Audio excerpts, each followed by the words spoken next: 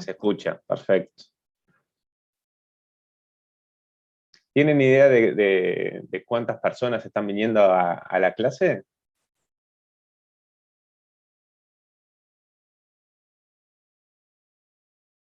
¿No? Así sabemos cuántos esperar más o menos. ¿Están viniendo 50, 60, 70? ¿O no tienen ni idea? Ni idea. Bueno, vamos a esperar unos minutos. A ver que terminen de entrar.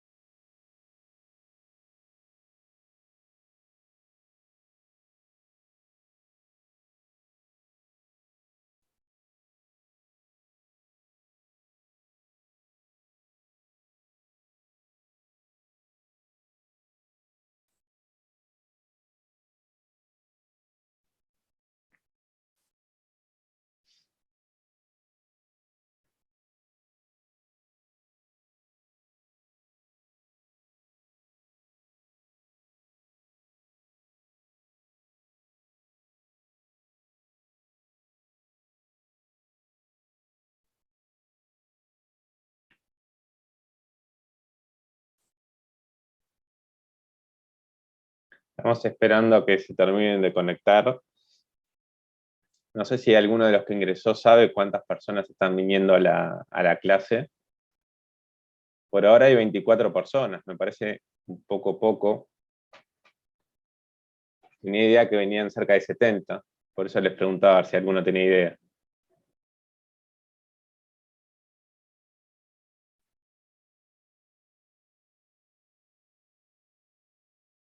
Y en 40 me ponen en el chat. Vamos a esperar 2 minutos más.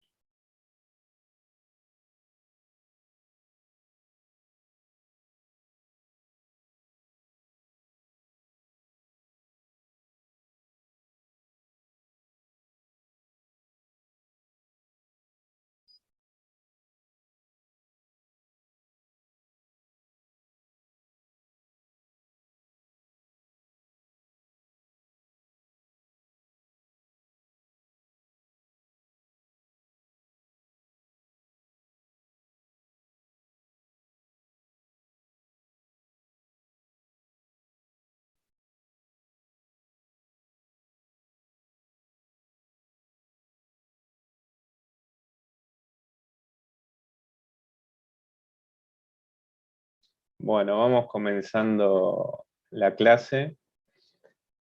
Mi nombre es Raúl Giacomini, yo voy a estar dando esta parte del semestre junto con Álvaro en este horario, lo que sería lo que queda de IRAE más el impuesto al patrimonio. Un poco, bueno, ustedes ya conocen cuál es la modalidad virtual. En el caso particular de las clases que yo doy, para no ir interrumpiendo la clase, por lo general no le voy prestando mucha atención al chat. La idea es que ustedes puedan ir haciendo las preguntas, digamos, en forma verbal, y si hay alguno que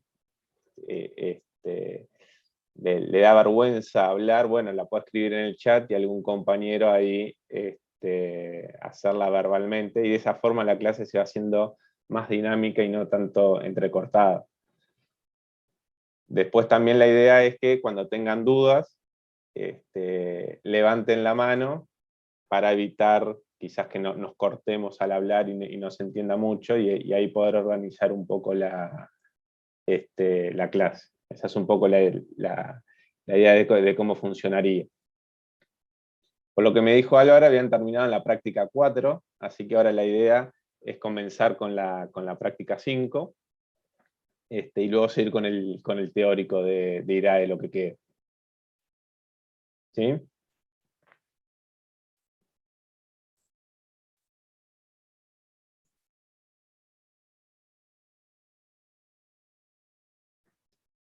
¿La presentación la están viendo? Sí.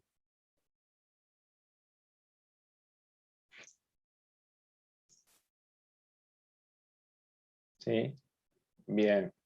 Veo que son un grupo un poco tímido para hablar, pero bueno, vamos a ir tratando de sacarle la timidez. Ahí sigue entrando gente.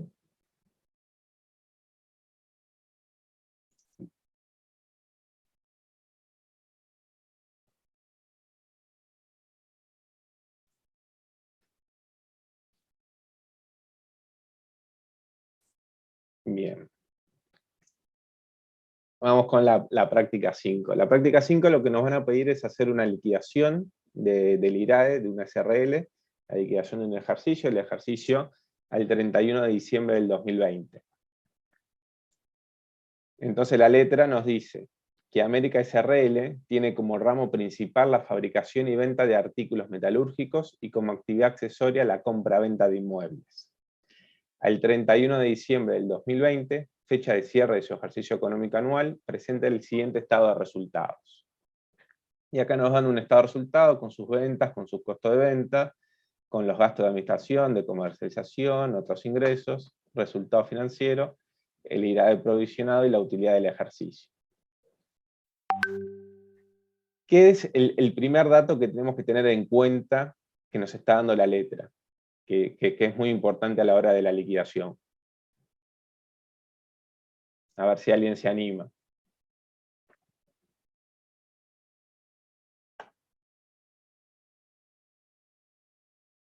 ¿Qué es importante? Nosotros tenemos que saber a qué empresa le estamos liquidando, en qué nos puede afectar eso. ¿Es lo mismo liquidar una SRL que una sociedad de hecho? Una compañera puso en el chat que entra por el literal A. Exacto.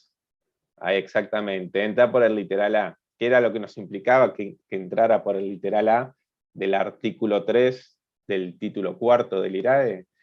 Es que todas sus rentas van a estar alcanzadas por IRAE. Obviamente que cumplan con el aspecto espacial del hecho generador. Pero en definitiva no tenemos que analizar si esa renta es producto de una combinación de capital o trabajo, sino que todas las rentas que obtengamos de Fuente Uruguaya van a estar, salvo alguna accionación que exista después, van a estar alcanzadas por el impuesto. Entonces no tenemos que hacer ese análisis que quizás tenemos que hacer en un unipersonal o en una sociedad de hecho integrada por personas físicas residentes, en el cual tenemos que ir analizando a ver si la renta que obtiene es pura de capital o proviene de esa combinación de capital y trabajo. Por eso es lo importante de ese comentario que teníamos ahí, o de ese dato de la letra, que estamos ante una SRL. Bien, entonces ese es el primer dato a tener en cuenta. Después, ¿qué es lo que vamos el primer ajuste y el más sencillo de hacer en la liquidación? Es no admitir como gasto el IRAE. ¿Sí? El propio IRAE es un impuesto no deducible de la liquidación del IRAE. Por eso acá ya nos están dando que es una alta de renta por el literal F del artículo 24. ¿Qué otro impuesto es no deducible para la liquidación del IRAE? El impuesto al patrimonio. Y el impuesto al patrimonio, exactamente. Además, también la norma nos agrega el IRAE de la minería de gran porte, que bueno, eso no tuvo mucha vigencia, pero básicamente esos son los impuestos que nosotros no podemos deducir. Otros impuestos sí los vamos a poder deducir, como el costo del IVA, que sea pérdida, que no lo podamos contar del IVA ventas, o que no se pueda pedir certificado de crédito. Esa pérdida de IVA la vamos a poder descontar, pérdidas por IMESI, pérdidas por las contribuciones especiales a la seguridad social, o sea, los aportes jubilatorios o los aportes al FONASA. Todos esos aportes, que son tributos, los vamos a poder descontar de nuestra liquidación de IRAE. Sí tenemos esa excepción en el literal F, puntualmente por el IRAE y por el IP.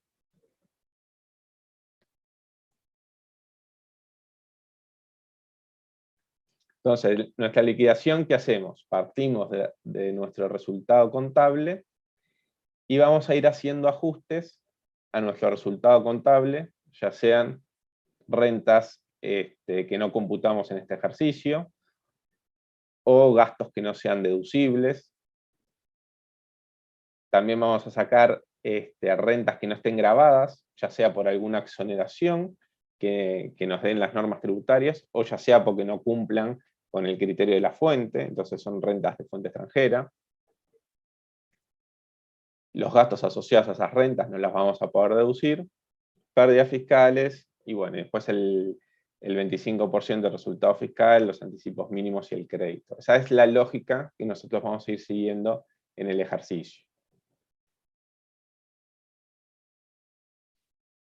Entonces, acá la letra nos va dando datos complementarios.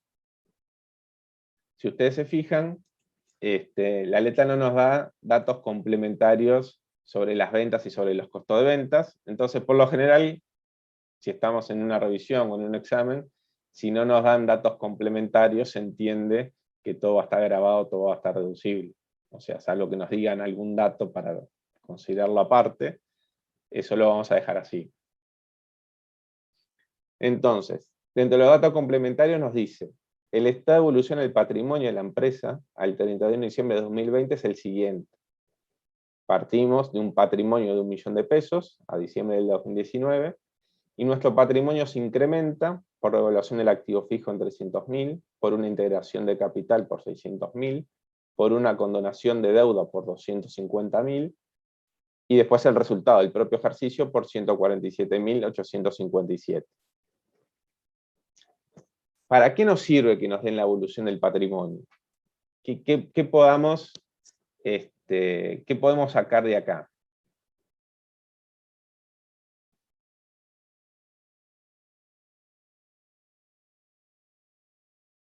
¿Qué opinan?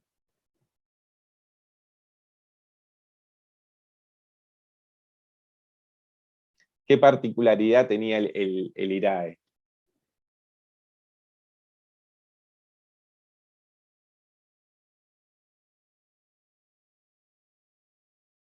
¿Qué nos decía el título de IRAE en el artículo 16? ¿Están viendo el título ahora? ¿Sí? Sí, se ve, sí. ¿Se ve?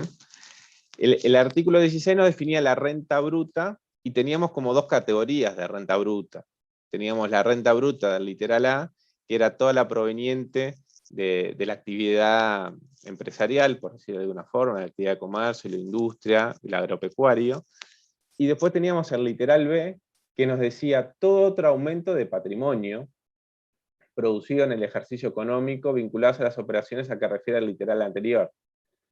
Y nos dice, los sujetos indicados en el literal A del artículo 3 computarán como renta bruta todos los aumentos patrimoniales producidos en el ejercicio. O sea, todos los aumentos patrimoniales. Y acá nos están dando, más allá del resultado, otros aumentos patrimoniales que hubieron. Entonces, estos en principio estarían comprendidos como renta bruta. ¿Sí? Pero ¿qué pasa con la revaluación del activo fijo y la integración de capital? A ver si alguien sabe. ¿Las tenemos que grabar? ¿No es que el artículo 18 las excluye? Exacto, perfecto. Entonces, acá nos definen todo aumento patrimonial en el artículo 16, pero cuando vamos al artículo 18, nos dicen como excepciones que no constituyen renta bruta las revaluaciones del activo fijo, las integraciones, reintegros o rescates de capital social. Entonces, nada de esto, por más que nos termine aumentando nuestro patrimonio, es una renta gravada.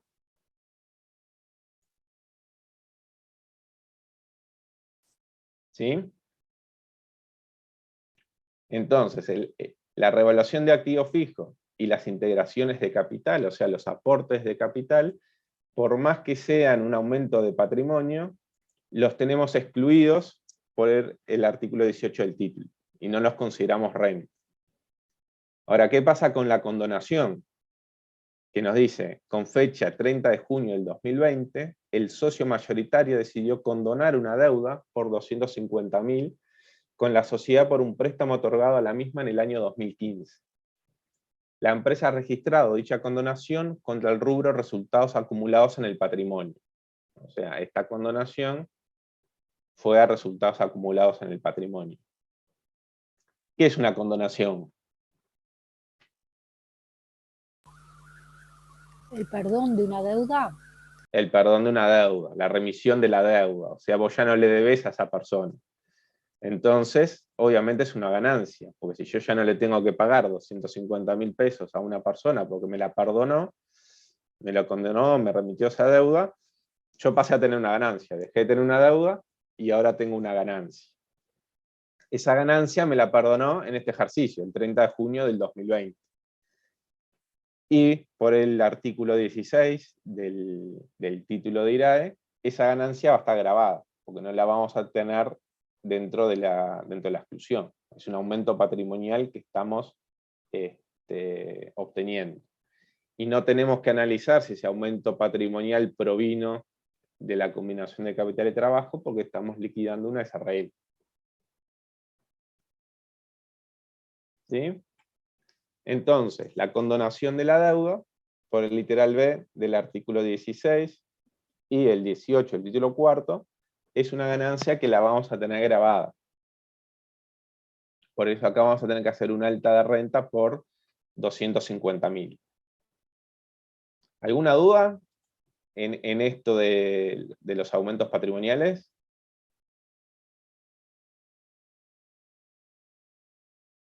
¿No? Pregunten que estamos para evacuar dudas. ¿Sí? Es mejor preguntar que quedarse con la duda. ¿Sí? Bueno, si no hay duda, seguimos. ¿Vamos bien en el ritmo o estoy yendo muy rápido o muy lento? ¿Alguien que se anime a decir algo? ¿No? No, está Bueno, bien, profe. ¿estamos bien? Iba a decir que la omisión de opinión le iba a tomar como que estaba bien. Vamos al dato complementario 2. Nos dice, durante el ejercicio, un socio retiró de la sociedad mercadería al costo de adquisición, valor fiscal y contable, de dicha mercadería, perdón, leí mal. Durante el ejercicio, un socio retiró de la sociedad mercadería. El costo de adquisición, tanto fiscal como contable, de dicha mercadería fue de 100, y su valor en plaza era de 200. ¿Sí? Entonces acá, lo que sucede es que uno de los socios agarró, no sé, justo estamos en venta de artículos metalúrgicos. Bueno, yo qué sé, se agarró un pedazo de metal, vaya a saber para qué, y se lo llevó para la casa. Ahí la empresa debe pagar algo por ese retiro que hizo el socio.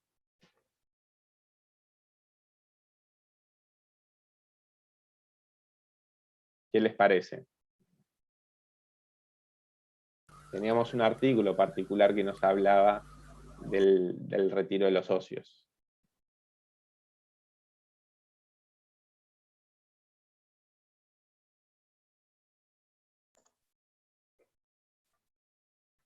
¿No?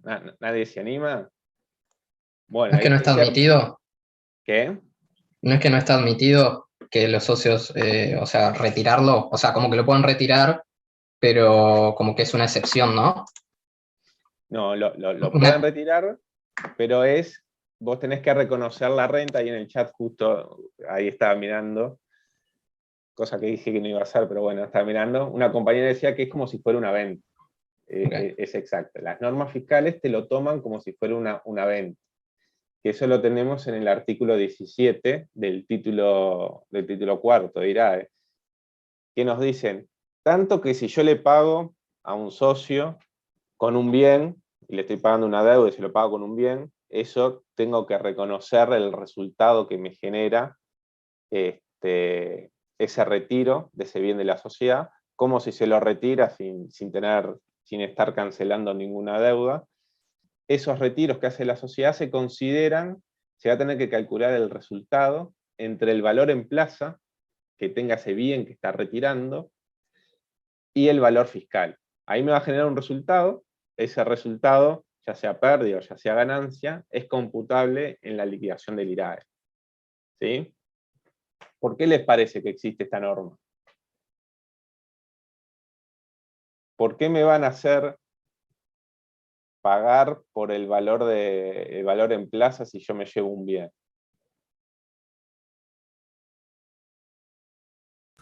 Porque es como el precio de venta, porque estaría evaluado el precio de costo. Claro, o sea, es como el Si es precio de venta, mercadería, sí, el valor en plaza es como si fuera el precio de venta. Pero la pregunta es, ¿por qué existiría esa norma? ¿Cuál es el objetivo de la norma? Para evitar evadir impuestos por parte del socio. Exactamente.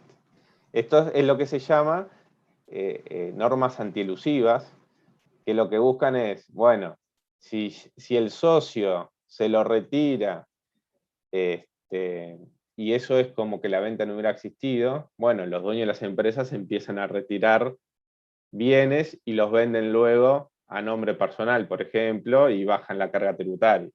Entonces, una forma de evitar eso es decir, bueno, si el socio, el accionista o el dueño se lleva bienes de la empresa, vamos a considerar como si se los vendió, para que eliminarle el incentivo de hacer de eludir un poco, reducir la carga impositiva. Ese es el objetivo de esa norma. Y ahora, ¿cuál es el ajuste que nosotros vamos a tener que hacer? El costo de adquisición del bien fue de 100. El valor en plaza fue de 200.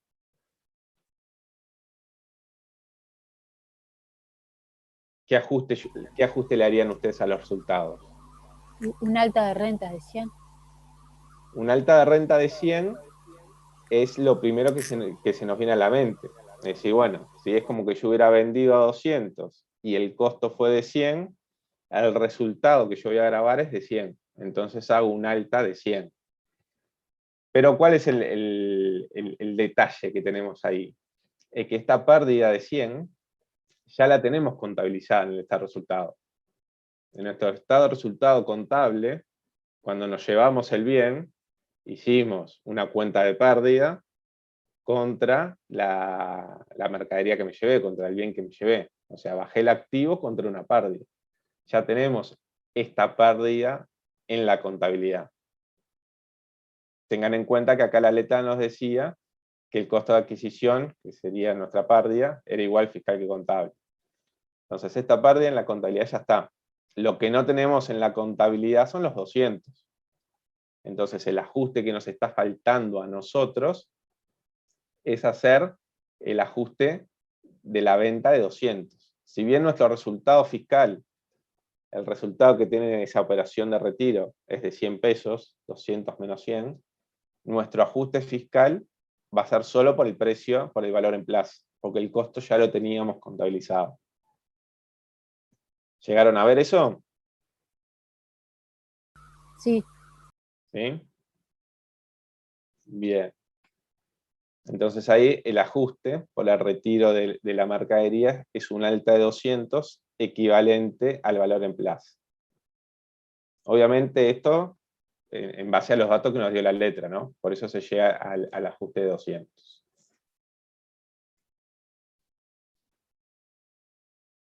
¿Alguna duda de lo anterior?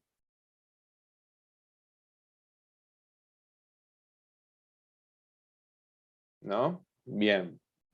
Vamos ahora con el punto 3. Nos dicen, otros ingresos, los otros ingresos comprenden.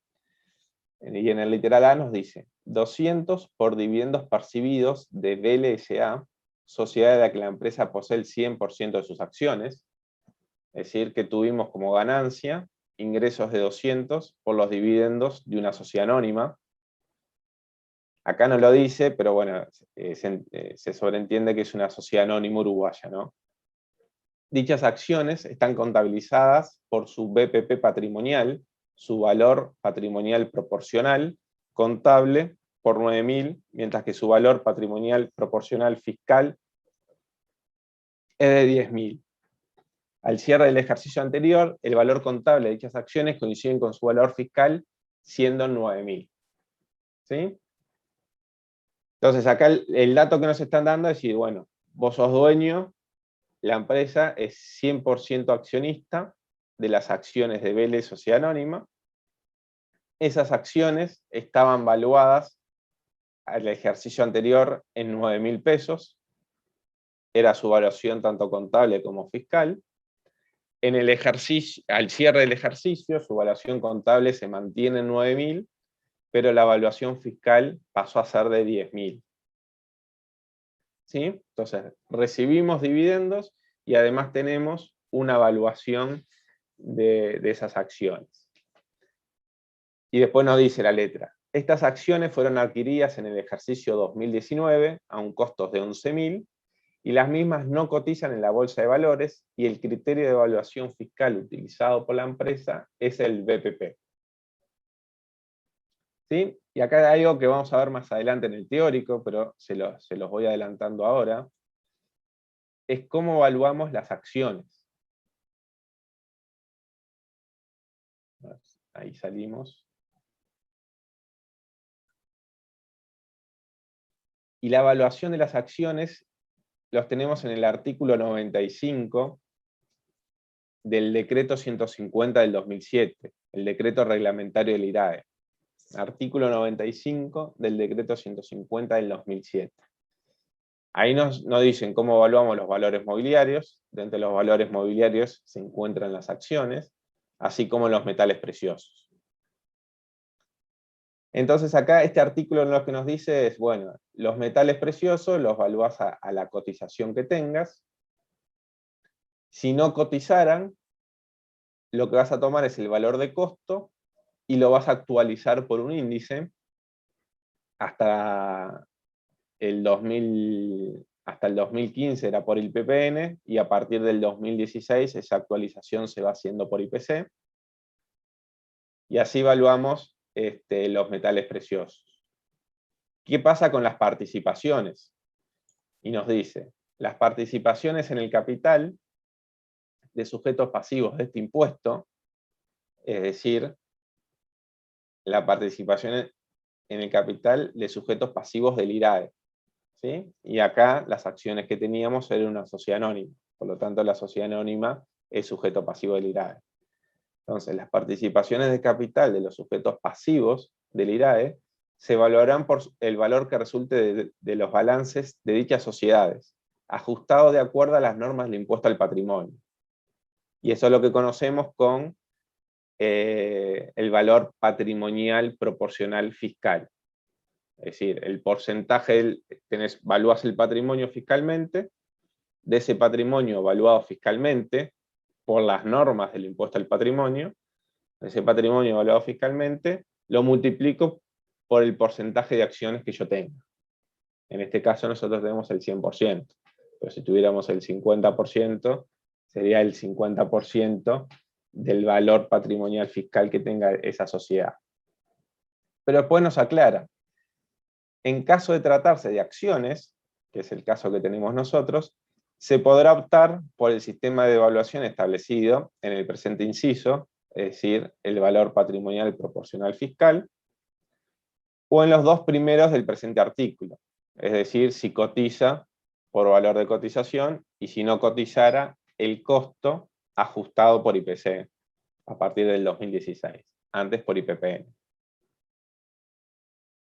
Por eso es el dato que nos da, que nos daba la letra. La letra acá nos decía que estas acciones, bueno, las adquirió en el 2019, nos daba el valor de costo, para que nosotros, si optáramos por la evaluación de costo, aplicar esa evaluación, pero después nos dice que las mismas no cotizan en la bolsa de valores, y además que el criterio utilizado por la empresa fue el BPP fiscal. Entonces acá la letra ya nos está diciendo que la empresa optó por evaluar las acciones de la sociedad anónima en función de su BPP fiscal y no en función del costo actualizado por IPC. ¿Me siguieron hasta ahí?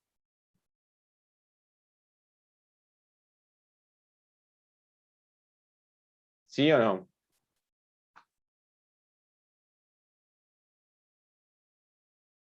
Sí, profe. ¿Sí? Bien. Entonces, ¿qué dato nos da la letra? La letra nos dice que el valor contable de la participación, que contable era al inicio 9.000 y al cierre 9.000. Pero que el BPP fiscal era de 9.000 al inicio del ejercicio y 10.000 al final. ¿Ahí qué fue lo que pasó? ¿Qué pasa cuando un activo nos vale más?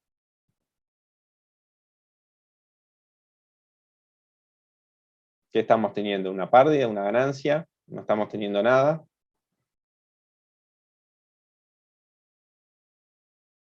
Anímense a hablar que no mordemos.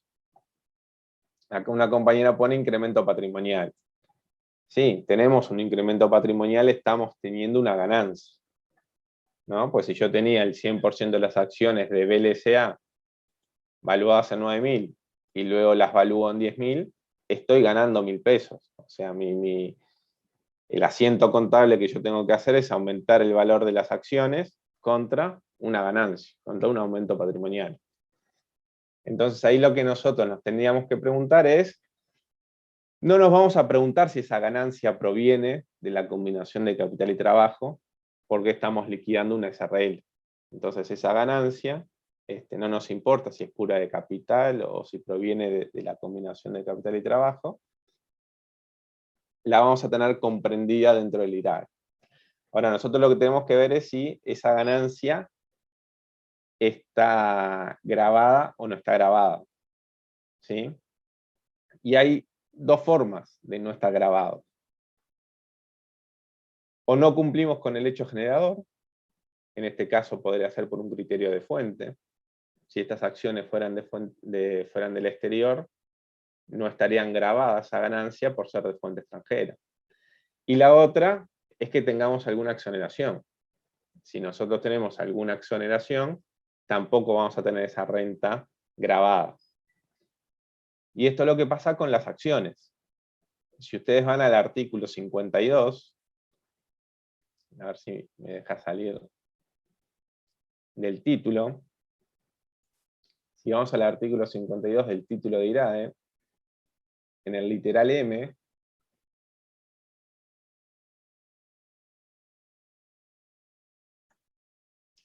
el artículo 51 nos dicen rentas exentas. Esta la vamos a ver un poco más detalle más adelante en el teórico.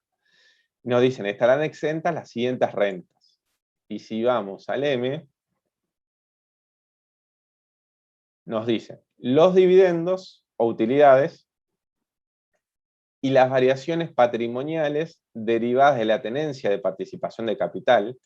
Esa variación patrimonial es ese aumento o baja de valor que tengan las acciones. Esa variación patrimonial derivada de la tenencia de la participación de capital están exoneradas de IRAE.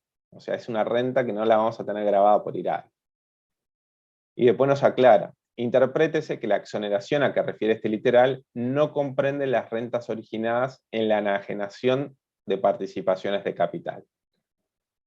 Es decir, que si yo vendo las acciones, la ganancia por la venta de las acciones las tengo grabadas por IRAE. No tengo grabado por IRAE si recibo dividendos, no tengo grabado por IRAE si me aumenta la evaluación de esas acciones, o esa participación, no lo tengo grabado por IRAE, pero si la vendo y tengo una ganancia, sí lo voy a tener grabado por IRAE.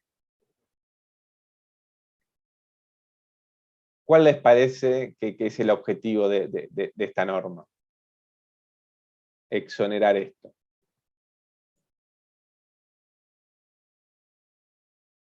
¿Por qué exoneraríamos los dividendos recibidos de otra sociedad?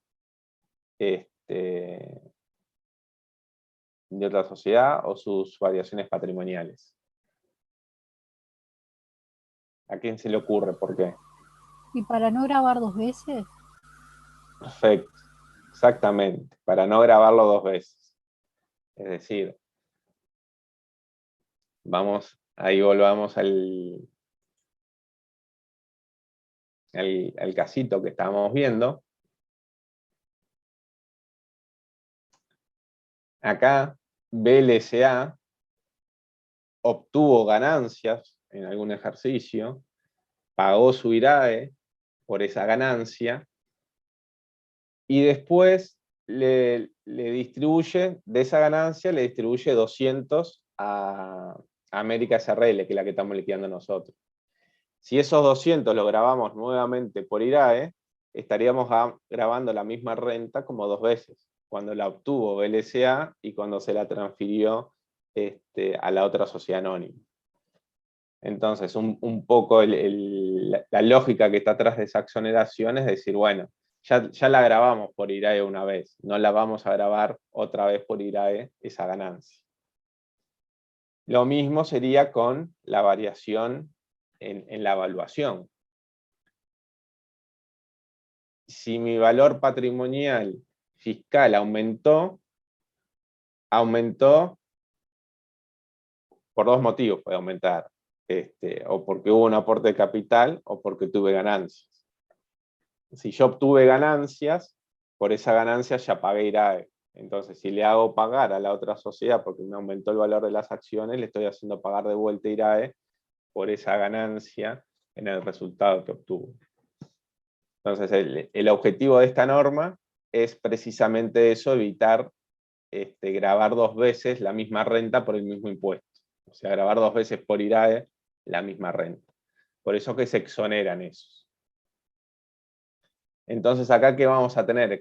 ¿Qué vamos a tener?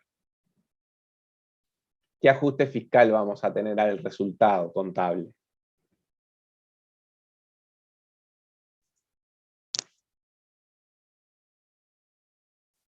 ¿Vamos a agregar alguna alta de renta al resultado contable?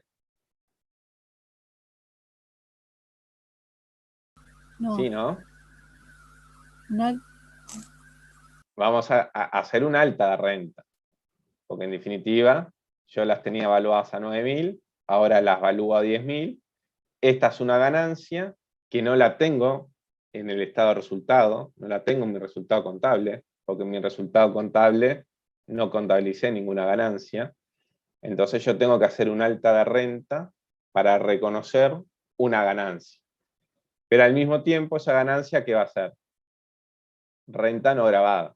O sea, yo reconozco, aumento la ganancia y al mismo tiempo esa ganancia la saco, o no la grabo en realidad, no es que la saque, pero no la termino grabando, ¿sí? Por el literal M que habíamos visto recién. Lo mismo nos pasa con los dividendos. Los dividendos ya están en la contabilidad, porque los otros ingresos ya comprendían estas 200 de ganancia, que fueron los dividendos. Lo que nosotros vamos a hacer es considerar esos dividendos como renta no grabada. Entonces, acá aumentamos el alta de renta por 1.000, y luego, cuando sacamos las rentas no grabadas, vamos a sacar la variación patrimonial fiscal de las acciones y los dividendos que recibí de las acciones. Cada vez que tengo renta no grabada, ¿qué otro ajuste hay que hacer?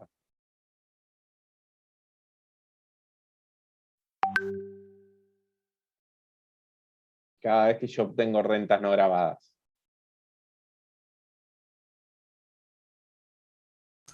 Los gastos asociados a las rentas Exacto.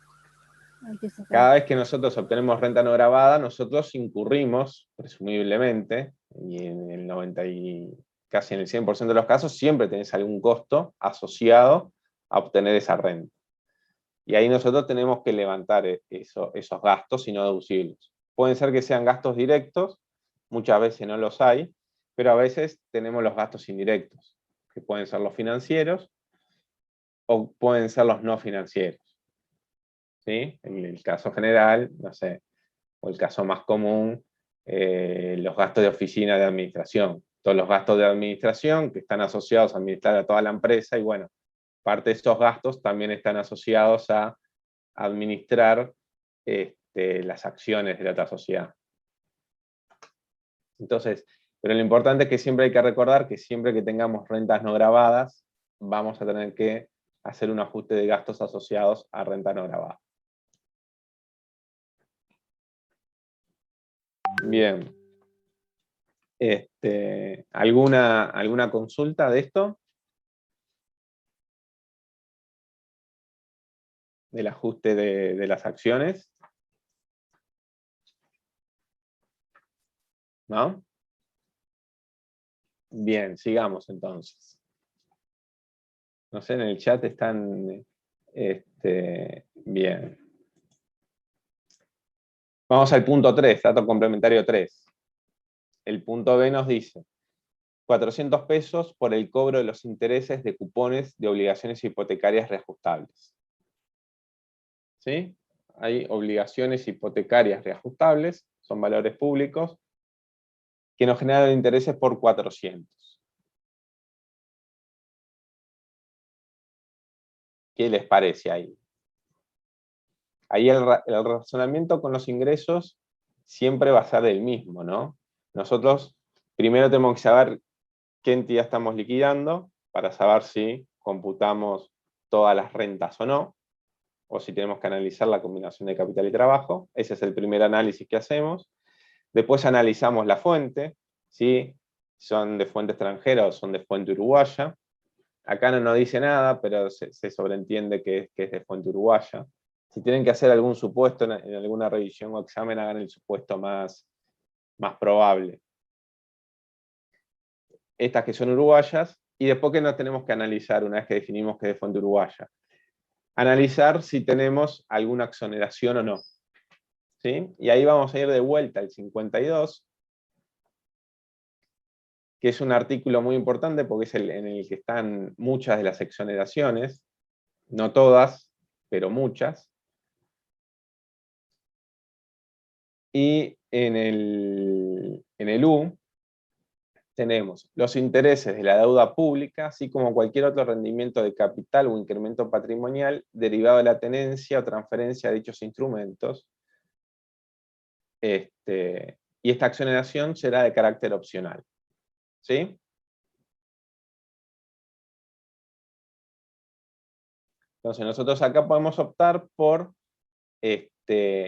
tener grabados o no grabados los intereses, así como cualquier rendimiento de capital que nos generen esos títulos de deuda. ¿De qué dependerá si nos conviene dejarlos grabados o no grabados?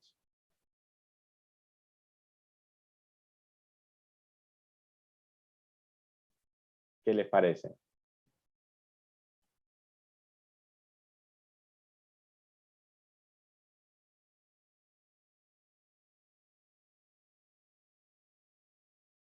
En la mayoría de los casos vamos a querer que esa renta no esté grabada, ¿no? Podrá eventualmente haber un caso en el cual la asociación de gastos llegue a ser superior a la renta que obtengas, entonces estés no deduciendo más gastos de las rentas que no están grabadas. hipotéticamente se podría dar esa situación. La verdad es poco común que suceda, pero sería en el único caso en el que por ahí uno podría decir, bueno, optar por dejarlas grabadas. Después, en la mayoría de los casos, la opción va a ser que queden no grabadas. Bueno, y acá tenemos ahí el literal U, que era el que habíamos visto, vigencia del 2019, y le conviene optar por la exoneración de los intereses. Entonces ahí los intereses de las obligaciones hipotecarias reajustables los tenemos en 400.000, ¿sí? Rentas no grabadas. ¿Dudas con esto? No. Profe, no entendí por qué no estaría grabado. Porque tenés ¿Porque es deuda pública? Exacto. Son títulos de deuda pública. Pero deuda pública no sería, por ejemplo, los bonos. Y tenés distintos instrumentos. Tenés El los bonos, tesoro. tenés la letra de tesorería, tenés distintos instrumentos financieros que representan deuda pública. O sea, no ¿Este necesariamente. instrumento cómo sería? Obligaciones hipotecarias reajustables, ¿no? Sí, No. acá de vuelta, vamos este, a lo poco específico que a veces son las letras. Por eso yo siempre digo, tomen el supuesto más probable. Acá debería ser cupones de obligaciones hipotecarias reajustables tenidas con el gobierno uruguayo o tenidas con alguna institución pública, digamos. Ahí no te aclaran, porque también existen obligaciones hipotecarias que puede ser con algún privado. Acá no te aclara en la letra que estamos frente a obligaciones públicas. Acá falta un poco. Es un título que compras y que Y te te rinde da intereses. intereses. Exacto. Y que en este caso tendríamos que En entender este que caso es público. asumimos que es un título que emitió una entidad pública. Y yo tengo otra consulta. Sí. ¿En qué casos nos conviene grabar la renta? Que tú dijiste, hay casos en que sí y otros muy raro que nos conviene Claro, grabar. cuando los gastos que vos tenés que asociar a esa renta son más altos. Ajá, está. ¿Sí? A ver, ustedes, por ejemplo, ustedes en el teórico habían visto la asociación de gastos, ¿no? Sí, ¿Sí?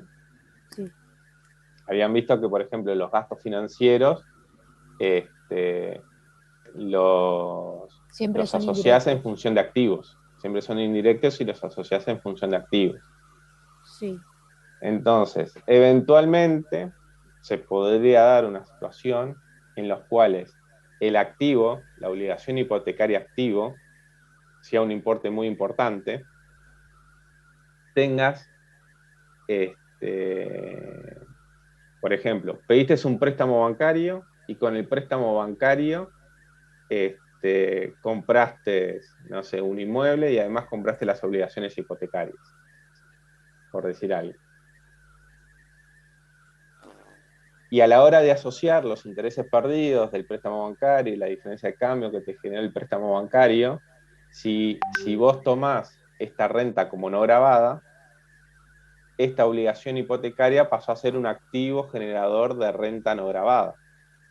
Entonces vas a tener que calcular el coeficiente de activos y si este coeficiente te da muy alto, las diferencias de cambio y los intereses del banco, en el ejemplo que yo puse, no los podés deducir en esa proporción. Entonces, se te puede dar, en casos medio de laboratorio, que los gastos que no deducís sean mayores a las rentas que no grabás. Entonces, en ese hipotético caso, te conviene dejar la renta grabada. Es decir, si yo no grabo 100 pesos de renta y no deduzco 110 de gastos, me estoy saliendo perdiendo por 10. ¿Se entendió ahí? Sí, Pero es gracias. como un caso muy, muy hipotético, porque por lo general las rentas, muy hipotético, no tanto a veces, pero por lo general uno obtiene más rentas que gastos asociados. Bueno, gracias.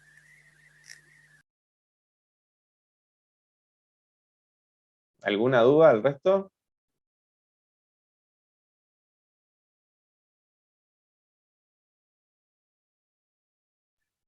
No, ¿No? profe. Bien.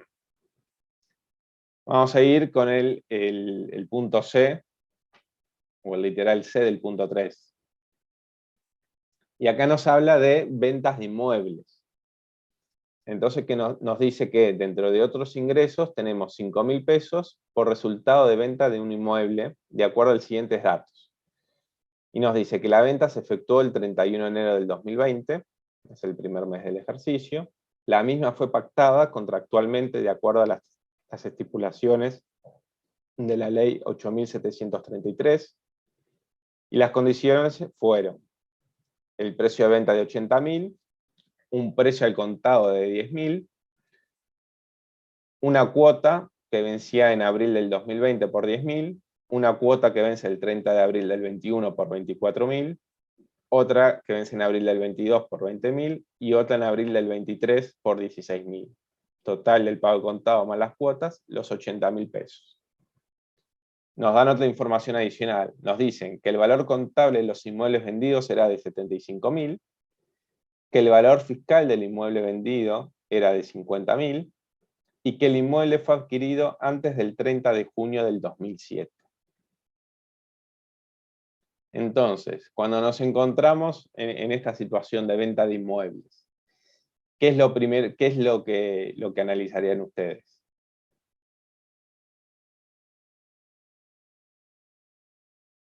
De vuelta, ¿no? Asumimos que es la venta de un inmueble en Uruguay. Entonces, ¿qué es de fuente uruguaya?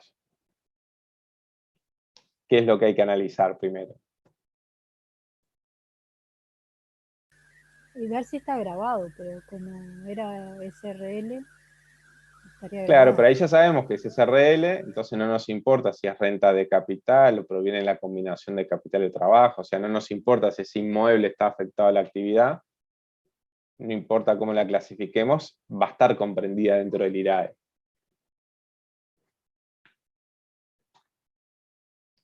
Pero, ¿qué hay que analizar en los costos? Al igual que en los gastos. La contraparte, si está La grabada. contraparte, exactamente. Nosotros en realidad tenemos que analizar todas las condiciones debidamente documentados, que estén devengados, que sean necesarios para obtener la renta gravada, y la contraparte, a ver qué tributo pagó la contraparte.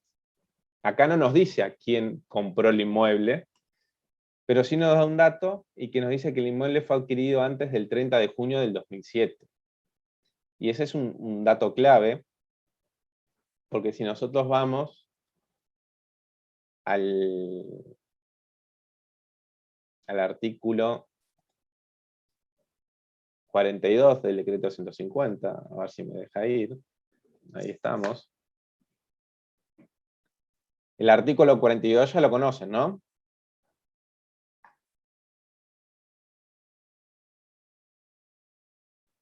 Sí, voy a tomar eso como un sí. El artículo 42, ¿qué es lo que nos daban? Nos daban un montón de excepciones para admitir gastos y también para admitir los costos, porque se le aplican las mismas condiciones, para poder deducirlos de la liquidación del IRAE.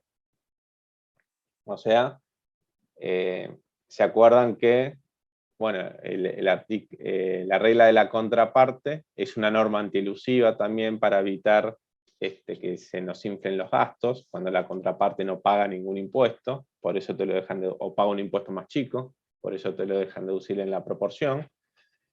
Pero para no perjudicar, digamos, la vida económica de las empresas, porque había muchas situaciones en las cuales la contraparte estaba exonerada, por ejemplo, o pagaba impuestos, impuestos más chicos, y se había perjudicado, digamos, la actividad económica y se estaba resintiendo a esa empresa de alguna forma injustamente porque no era nada antielusivo. Y por eso salieron un montón de las excepciones. Dentro de esas excepciones tenemos la del numeral 21, que es relativa a los inmuebles. y nos dice que el valor fiscal de los inmuebles adquiridos antes del 1 de julio del 2007 van a ser deducibles, ¿no? Porque la cápite comenzaba así. Se admitirá la deducción íntegra de los siguientes gastos. Bueno, dentro de ellos, el valor fiscal de los inmuebles adquiridos antes del 1 de julio del 2007. Después hay excepciones acá que van hasta febrero del 22 para las empresas constructoras que van construyendo los edificios, digamos, para que puedan deducir también el costo de compra de los terrenos. Pero la genérica es, bueno, todo lo que compraste antes del 2007, que fue cuando empezó a regir el IRAE, te lo voy a dejar deducir. No te voy porque nadie pagó IRAE antes del 2007. Entonces, todo lo que compraste antes del 2007, te lo dejo deducir. Vos no analices quién es tu contraparte. Por eso el dato que nos da ahí la letra. Entonces, este dato que nos da ahí la letra es precisamente para decirnos que este costo de 50.000, que es nuestro costo fiscal, es 100% deducible, porque nosotros adquirimos el inmueble antes del 30 de junio del 2007. Entonces, eso es lo primero que analizamos cuando tenemos una venta. A ver si el costo lo podemos deducir en un 100% o no. Y en este caso, además de ventas de inmuebles, tenemos una de las excepciones del criterio de vengamiento, que es la venta a plazo de los inmuebles, que ustedes también ya las vieron en el teórico, que era cuando vendías de acuerdo a la ley 8.733, que lo teníamos en el artículo 13 del decreto de IRAE. ¿Qué nos decía ese artículo? A ver si alguien se acuerda. ¿Qué nos permitía hacer? En vez de reconocer toda la ganancia en este ejercicio, que es cuando hicimos la venta.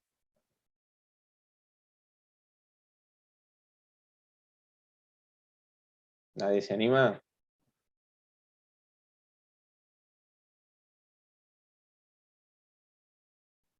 ¿No? Nos dejaba diferir la ganancia en función de cuándo fueran venciendo las cuotas que íbamos a cobrar.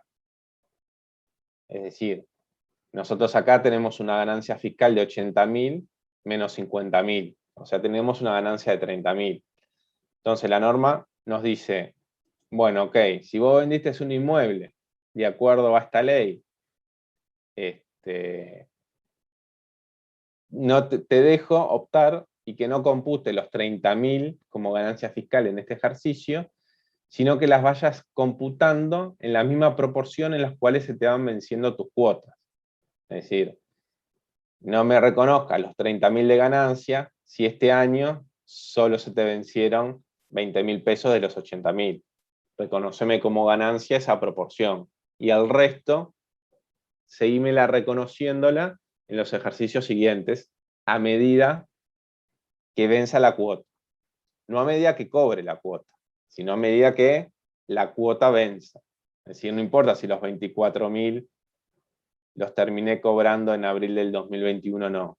Esta cuota venció, ya voy a tener que reconocer ese porcentaje, esa parte porcentual de la renta.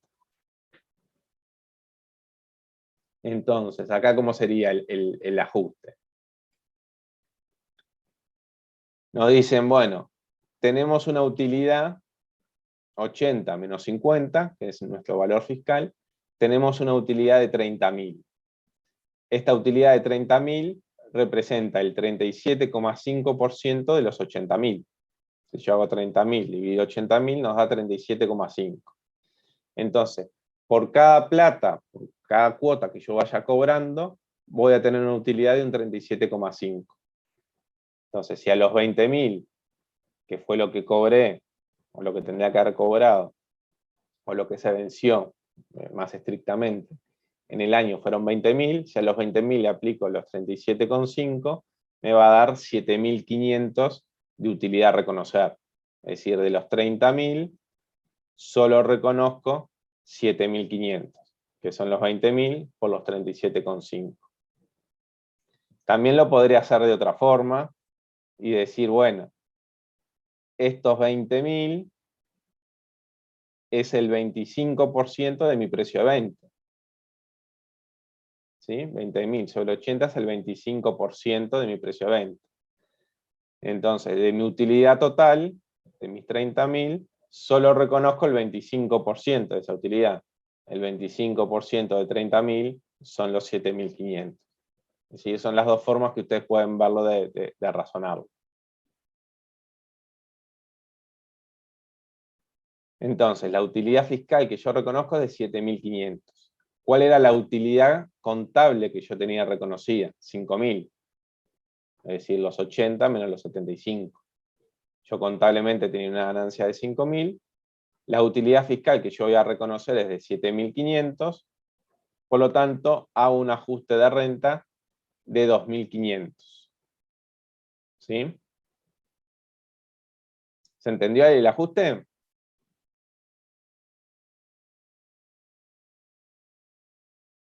Vamos a ver si entendimos. ¿Cuánto es la ganancia fiscal que vamos a tener que reconocer en el ejercicio 21?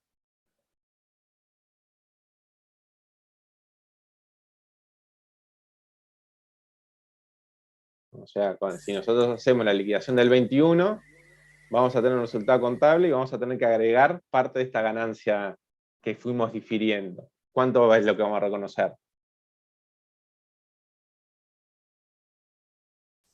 ¿Qué cuentita harían?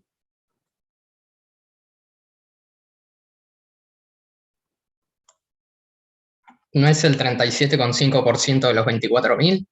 Exacto, exactamente. El año que viene, esta empresa tendría que agarrar 24.000, que fue la cuota que se me venció, por 37,5.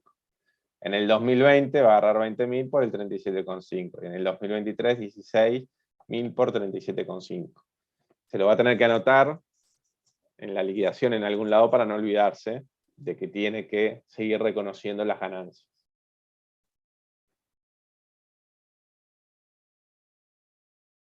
Entonces, venta del inmueble a plazo, 2.500 como alta de renta. ¿Alguna duda con esta venta a plazo?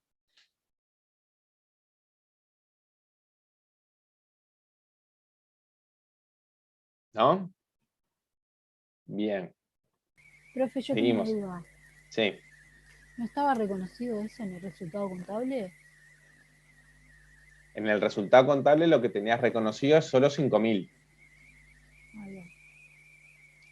Y nosotros hicimos el cálculo y nos daba una utilidad fiscal de 7.500.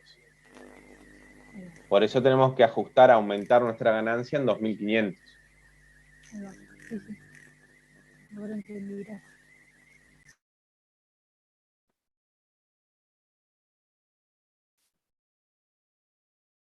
Bien, sigamos entonces. Vamos al punto 4. América SRL ha efectuado el primer día del ejercicio una inversión en un fondo de pensión de Estados Unidos por un total de $10.000, correspondiente a 5.000 cuotas, las que se han mantenido incambiadas a lo largo del periodo. El valor contable de la diferencia de cambio generada por este fondo coincide con su valor fiscal. ¿Qué les parece ahí? ¿Qué harían con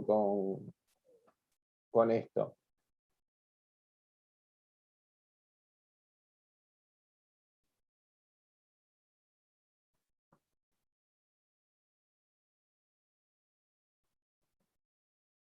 ¿Qué es lo primero que deberíamos saber para determinar nuestro resultado fiscal?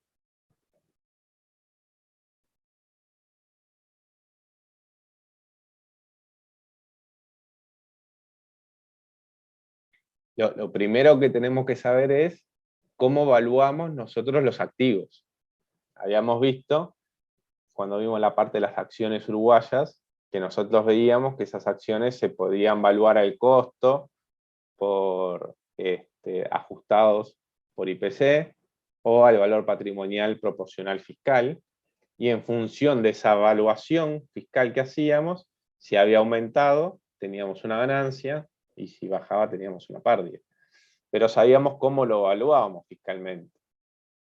Entonces, nosotros ahora lo que tenemos que saber es cómo evaluamos fiscalmente tener una inversión en un fondo de pensión en Estados Unidos, para nosotros, en función de esa evaluación fiscal, saber si estamos teniendo algún resultado o no. Entonces, ¿dónde tenemos la evaluación de los activos en el exterior? Lo tenemos en el artículo 74,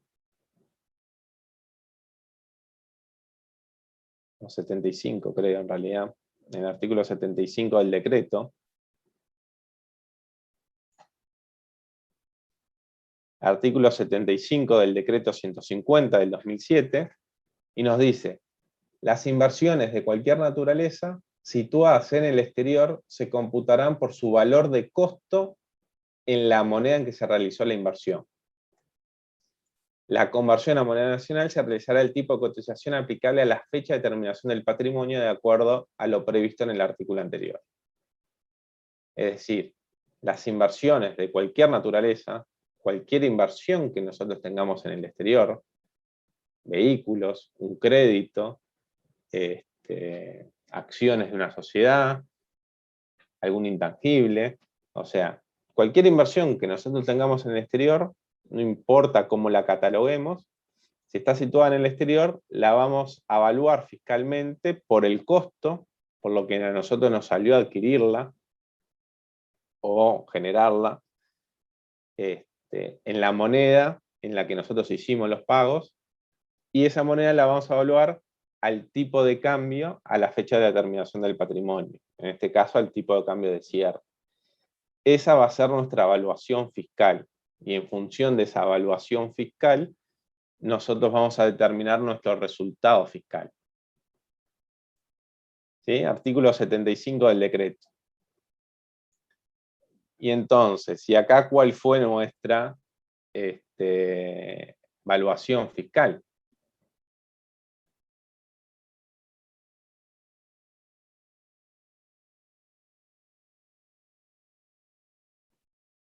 Nosotros lo compramos en dólares, o sea que nosotros nos tendríamos que fijar en la cotización en los dólares, porque fue lo que lo compramos, y lo compramos este año.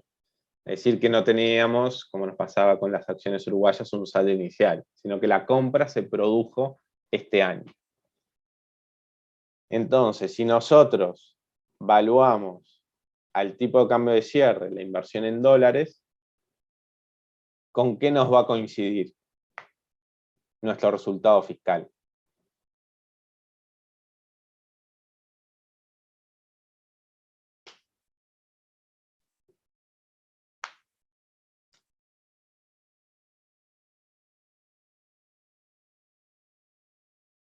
¿Con qué nos va a coincidir? Con la diferencia de cambio, en definitiva. Yo el primer día del ejercicio pagué $10.000 por esas inversiones, las tuve hasta el cierre, y como mi evaluación fiscal va a ser los dólares, los $10.000 por el tipo de cambio de cierre, esa variación que yo voy a tener va a ser igual a la diferencia de cambio. ¿Sí? Porque en definitiva yo estoy evaluando, entre comillas, corriéndole diferencia de cambio. Eso es lo que tiene que ver con la evaluación fiscal. Por eso acá nos dice: el valor contable, la diferencia de cambio generada por este fondo coincide con su valor fiscal. Podría no haber coincidido si contablemente tomaban otro tipo de cambio, que es lo que vamos a ver un poco más adelante. Pero si tomaban el mismo tipo de cambio de cierre, la diferencia de cambio contable va a ser igual a nuestro resultado fiscal. Porque en definitiva lo que estamos computando son esas diferencias de cambio. Ahí nosotros determinamos el resultado fiscal. ¿Ese resultado fiscal va a estar grabado o no grabado? Si proviene de una inversión en Estados Unidos. Está fácil esta pregunta. Alguien que se anime. Si no, se me va a acercar la garganta de tanto hablar. Va a ser una ganancia no grabada, ¿no? Por el criterio de la fuente. ¿Se acuerdan que El criterio de la fuente decía que las rentas de fuente uruguaya son las que provienen de actividades realizadas en Uruguay, de bienes situados en Uruguay o de derechos explotados en Uruguay. En este caso, no estamos haciendo una actividad y tenemos un bien que está situado en Estados Unidos, está situado en el exterior. Por lo tanto, la renta de ese bien no va a ser de fuente uruguaya, va a ser de fuente extranjera. Y por lo tanto, nosotros no gravamos las rentas de fuente extranjera. Entonces, esa diferencia de cambio que coincide con esa evaluación fiscal va a ser de renta de fuente extranjera. Entonces, acá tomamos el tipo de cambio del 31 de diciembre del 2019, 37,308, es un dato que nos da la letra, y el tipo de cambio 31 de diciembre de 2020, que es cuando nosotros determinamos nuestro patrimonio, que es 42,34. Y lo que hacemos es la diferencia de cambio, 42,34 menos los 37,308, por los $10.000 que fue nuestra inversión, y ahí nos da la renta no gravada. Nos da la renta, y esa renta es no gravada por ser de fuente extranjera. ¿Alguien sabe si la inversión fue, América SRL ha efectuado el primer día del ejercicio? Si la inversión fue el 1 de enero del 2020, ¿por qué tomamos el tipo de cambio del 31 de diciembre de 2019? ¿Alguien sabe por qué? ¿Por qué? ¿Por qué? No sé, pero es por el artículo 74 del decreto 150, ¿no? Bueno, sabes por qué, es por eso. Ah, pero, o sea, no sé una explicación lógica que tenga atrás, es a lo que me refiero. No, explicación lógica no hay, más allá de saber el tipo de cambio. Si vamos al artículo 74, que decía el compañero, es la moneda extranjera se valora la cotización interbancaria del tipo comprador billete al cierre del día anterior al de la operación. Y ahí está lo importante. Nosotros tenemos que distinguir qué es una operación de lo que es la evaluación. Cuando estamos hablando ante una operación, que son compras y ventas, ahí utilizamos el tipo de cambio del día anterior, porque es el tipo de cambio de la operación. Pero después nos dice, o la del día de la evaluación exigido por las normas impositivas. Ahora, cuando nosotros evaluamos, tomamos la de la fecha de la evaluación, no la del día anterior al de la evaluación.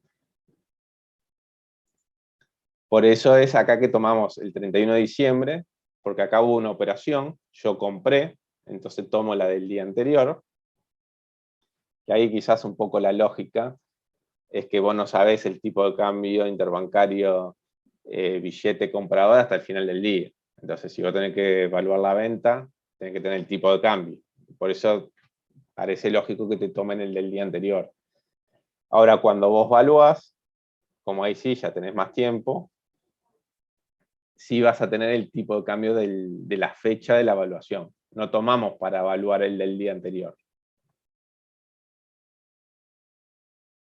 ¿Sí? Eso es importante. Acá en la letra no te daban otro tipo de cambio posible para utilizar, pero en una revisión o en un examen puede ser que te den el tipo de cambio del 31/12 y el del 1 de enero, y ustedes tienen, y que tienen el 31 de diciembre y el del 30, y bueno, uno tiene que saber qué tipo de cambio usar en función si lo que estamos haciendo es determinando el valor de la operación o la evaluación.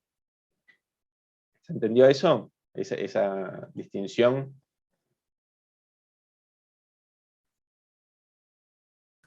Sí, Bien. Vamos con la segunda parte. Nos dice, se han recibido intereses por 800, los que se incluyen en el rubro otros ingresos. La cotización de dicho fondo, intereses relacionados al fondo, ¿no? O sea, yo compré el fondo, tuve esa renta por valuación y además recibimos intereses por 800, los que se incluyen en el rubro otros ingresos. La cotización de dicho fondo al inicio fue de 2,2 por cuota, mientras que al cierre fue de 2,3, y la empresa contabilizó este activo por el monto inicial invertido en moneda extranjera. Esto a nosotros acá no nos importa, porque no evaluamos fiscalmente a la cotización. Entonces, no nos importa.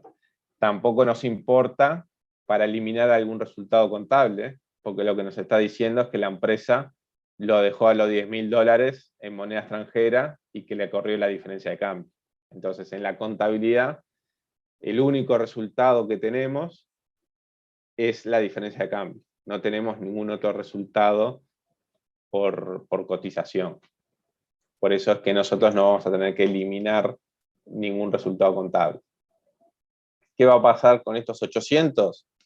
Y bueno, va a ser lo mismo que esa evaluación.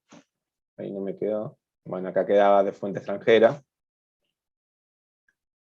Entonces, no va a haber ningún ajuste a los resultados, porque coincidieron los resultados contables y fiscales, porque contablemente solo habían reconocido diferencia de cambio, por el mismo valor que el resultado fiscal, por lo tanto acá no tenemos ajuste, pero sí esos resultados son no grabados, ya no por gozar de alguna exoneración como estos, sino por un criterio de fuente, porque son de fuente extranjera, generados en el exterior. Por eso ahí dejamos los intereses de fondo y las diferencias de cambio del fondo.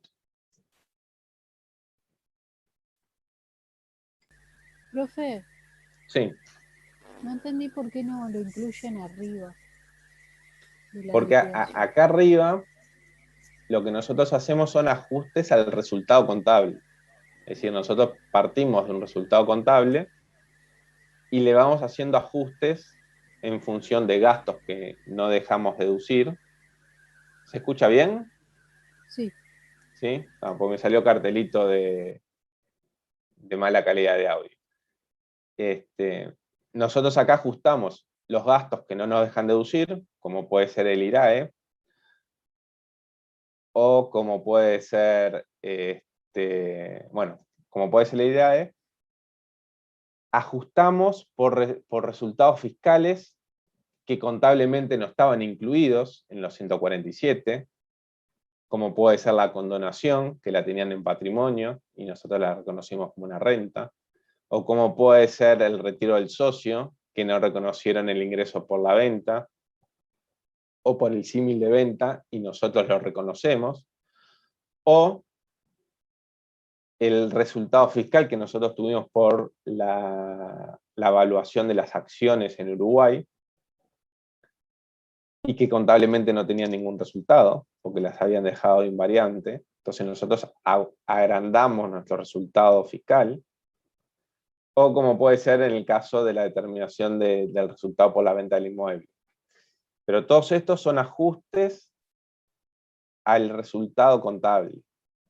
En este caso, en el Fondo de Estados Unidos, no tenemos una divergencia en el resultado. El importe del resultado es el mismo. Son los 800 de intereses y los 50.320 de diferencia de cambio. Estos resultados ya están incluidos en la ganancia de 147.000 y por el mismo valor. Por eso nosotros acá no ajustamos nada. gracias. Sí. Ahora, ¿qué es lo que pasa? Esa ganancia no la vamos a grabar y por eso la sacamos después como rentas no grabadas. Pero no es un ajuste al resultado contable.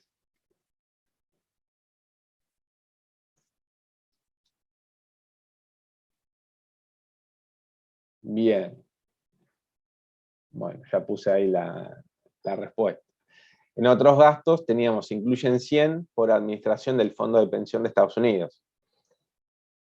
Y ya nos dice que es a la llamadita 4 del Fondo de Pensión, y en la medida que es un gasto que está directamente asociado a obtener la renta no gravada, no lo vamos a poder deducir. Simplemente por ese principio de que solamente son deducibles aquellos gastos y costos necesarios para obtener la renta gravada.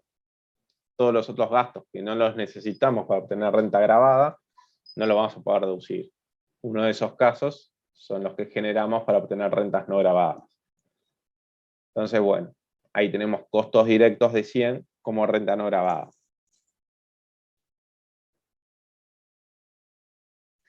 ¿Qué otros gastos vamos a tener además de los directos? Vamos a tener los indirectos, ¿no? Que vamos a tener que asociar de alguna forma a esos gastos. Pero antes de los indirectos teníamos otros ajustes, que son los intereses perdidos, que es la llamadita 6.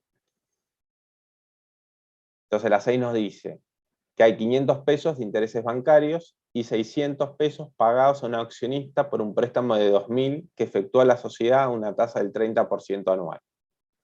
El saldo del préstamo no varió durante todo el ejercicio. La tasa del growth vigente el 31 de diciembre de 2019 fue de un 15% anual.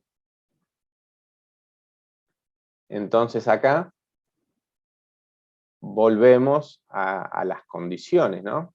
Cada vez que nosotros tengamos un gasto o un costo, tenemos que analizar si cumple con todas las condiciones, dentro de ellas la de la regla de la proporción, y ver si hay alguna excepción o no para admitir 100% ese gasto. ¿Qué pasaba con las rentas de capital que obtenían personas físicas como un interés?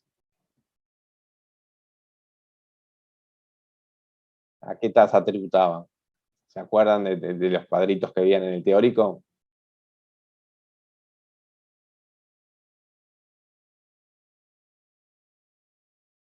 ¿No? Que tributaban a un 12%. ¿Se acuerdan la regla de la proporción, no? La regla de la proporción era, yo puedo deducir todos los gastos o costos, siempre y cuando la contraparte haya pagado IRPF, IRAE, o un impuesto a IRNR, un impuesto a la renta en el exterior. Ahora bien, si lo que había pagado era IRPF en la categoría 1, que eran rentas de capital, las más comunes, alquileres e intereses, que pagan a una tasa del 12%, nosotros solo podemos deducir la proporción, el 12 sobre el 25, que sería el 48%. Lo mismo con algún gasto con un no residente. Si nosotros le retenemos el 12%, vamos también a poder deducir la proporción. Con la única diferencia que con el gasto en el exterior, además del 12%, le podemos sumar algún impuesto que pague en el exterior. ¿Sí? Entonces, en este caso, el accionista, de vuelta, no nos dice nada, pero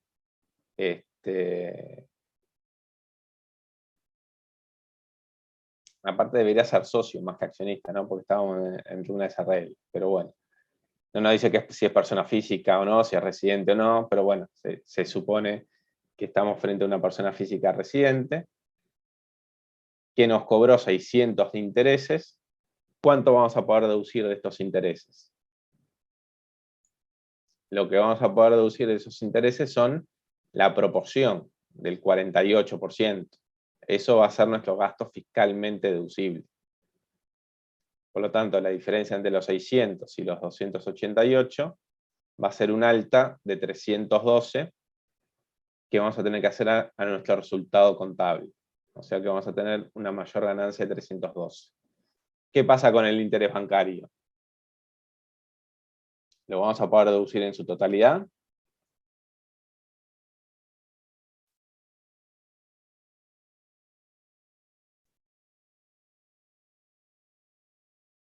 La respuesta sí, ¿no? Los bancos son contribuyentes del IRAE. Sin importar la forma jurídica que tengan, van a ser contribuyentes de IRAE. Entonces, los intereses con bancos locales, contribuyentes de IRAE, siempre lo vamos a tener deducible en un 100%. Lo mismo pasa con los avales. Que nos dicen avales que se han recibido en el transcurso del año por parte de una institución bancaria, contabilizándose una pérdida por 300, el crédito avalado son 100.000, y con una persona física, por el aval de un crédito de 1.000.000, tenemos una pérdida de 1.000. ¿Saben lo que son los avales?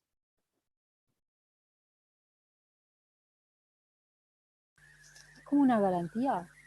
Exacto, es cuando alguien te sale en garantía, vos le pedís un préstamo a otra persona y alguien te sale como garantía. Bueno, si yo no te pago, te va a pagar él. Ahora él, esa persona, por salirme de garantía, me va a cobrar algo.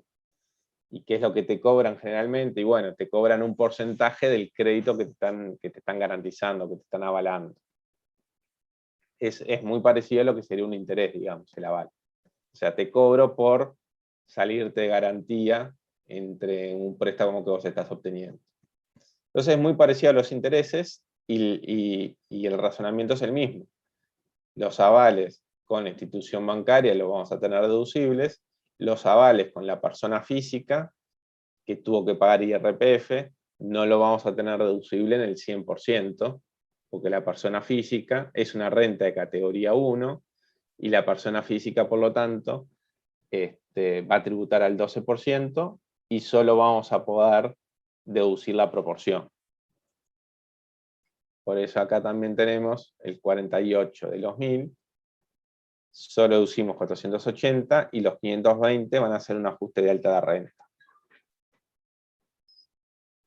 ¿Qué pasa con... Esta es una pregunta aparte, simplemente a ver cómo están de la primera parte. ¿Qué pasa si yo tengo un gasto de honorarios con una persona que tributó IRPF por categoría 2? ¿Lo puedo descontar al 100% o no?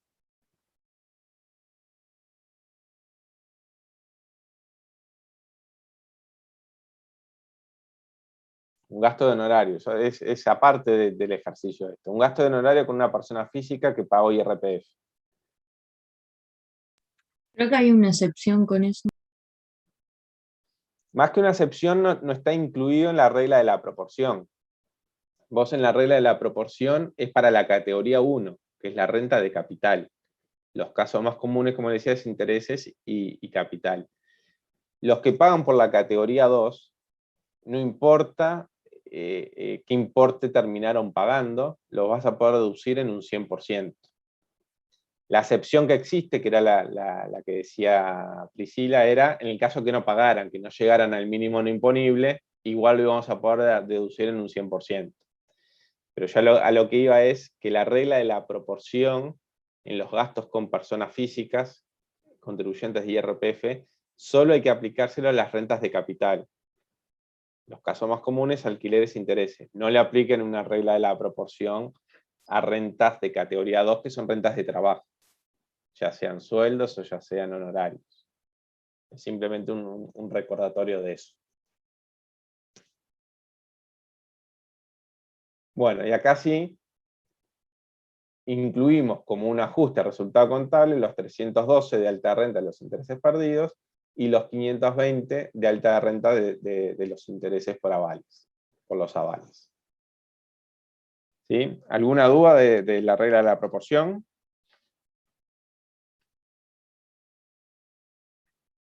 ¿No? Bien, sigamos.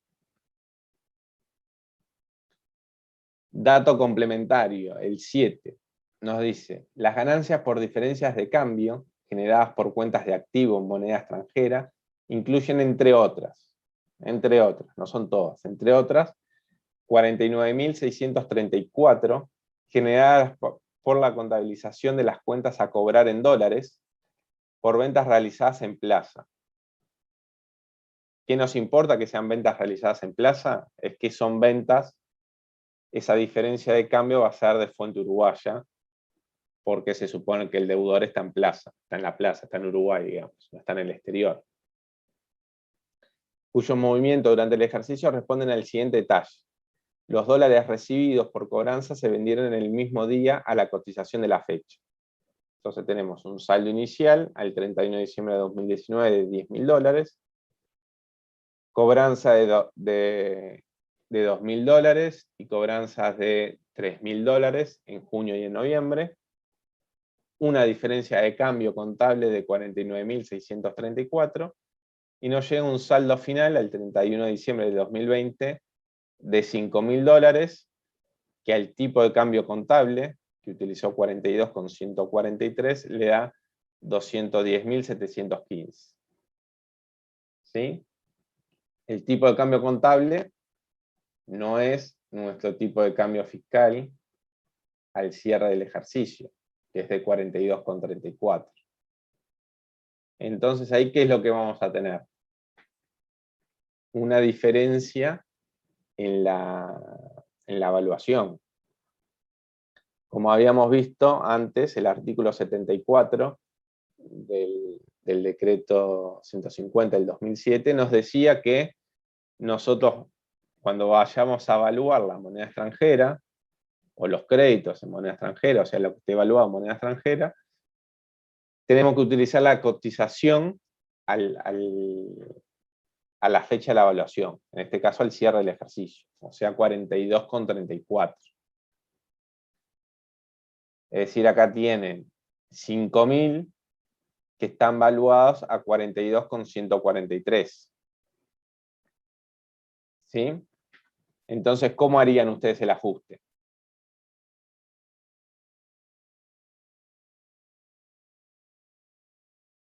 Una forma de hacer el ajuste es ajustando la evaluación fiscal.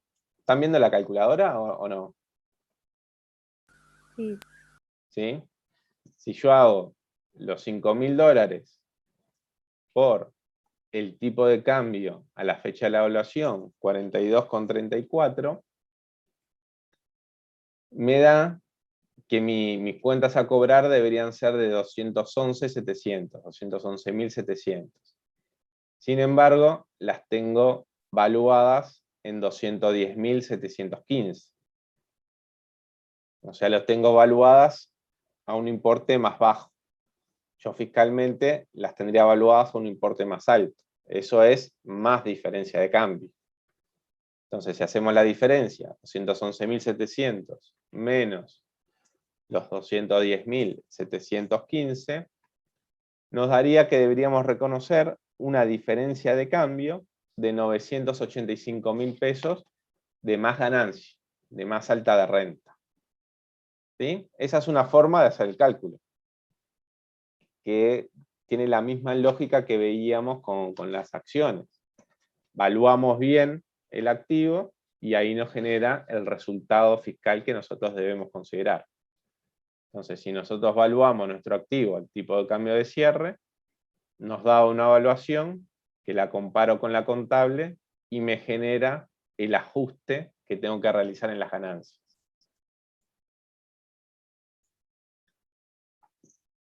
¿No? Acá están los 985. Esa es una forma de hacer el cálculo. Otra forma de hacer el cálculo es lo que está, como está hecho acá en la solución, que es mucho más compleja, que tendrías que empezar a analizar movimiento por movimiento, cómo se fue generando esa diferencia de cambio. En la práctica profesional uno lo que hace es evaluar el saldo al cierre y lo compara con el saldo final contable sin tener que analizar todos los movimientos. Acá lo que hacen es analizar el movimiento. Yo partí de 10.000 y me dice, bueno, en realidad de esos 10.000,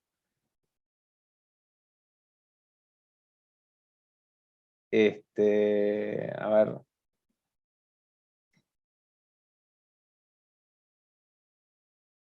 de esos 10.000, 5.000 los tuve todo el año, y por lo tanto hago 5.000 por 42,34, que es el tipo de cambio de cierre, menos el tipo de cambio que estaba contabilizado al inicio, y me da la diferencia de cambio fiscal.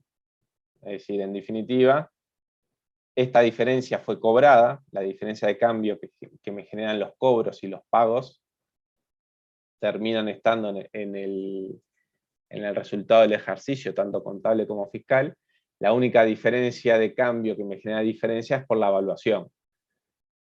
Entonces, mi evaluación fiscal me calcula la diferencia de cambio de la evaluación fiscal menos la diferencia de cambio que me generó contablemente. Y después lo que hace es comparar esas diferencias de cambio. Y ahí le da los 985. Yo lo que hice en la calculadora, en lugar de comparar las diferencias de cambio, comparé simplemente el saldo final, sin necesidad de empezar a analizar en qué momento fue que yo lo fui adquiriendo. ¿Sí? Artículo 74 del decreto. ¿Se entendió o mareó un poco al final?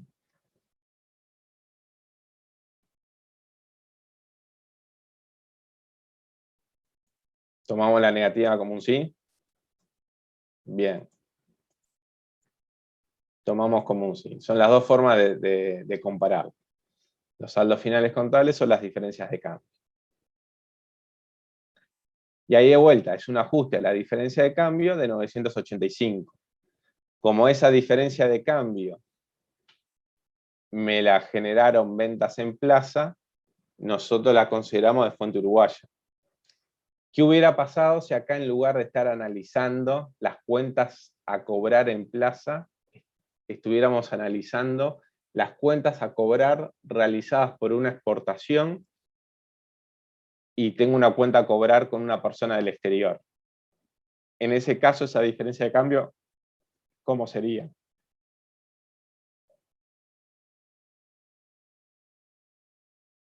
¿Estaría grabada o no grabada esa diferencia de cambio?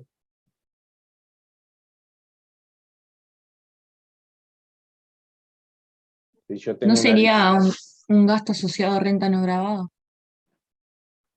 No, no. Yo estoy hablando en el caso de una diferencia de cambio por una cuenta a cobrar con alguien del exterior. Por ejemplo, porque le vendí un bien, le exporté un bien. Si el tipo de cambio sube, yo lo que estoy obteniendo es una ganancia. Y ahí, ¿qué era lo importante en la diferencia de cambio, digamos? ¿Qué me generaba en los créditos? ¿Dónde estaba ubicada la fuente? Ahí en el chat ponen renta no grabada. La fuente está ubicada en el domicilio del deudor. Como decían, es una renta de fuente extranjera y por lo tanto no grabada, porque mi deudor está en el exterior.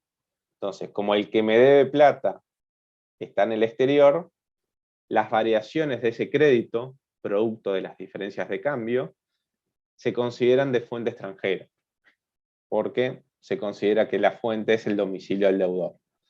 En cambio, cuando el deudor está en Uruguay, como está en Uruguay es de fuente uruguaya, entonces esa diferencia de cambio se considera de fuente uruguaya.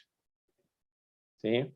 Por eso acá nosotros no hacemos ningún otro ajuste, simplemente ajustamos la diferencia de cambio y va a ser toda diferencia de cambio grabada.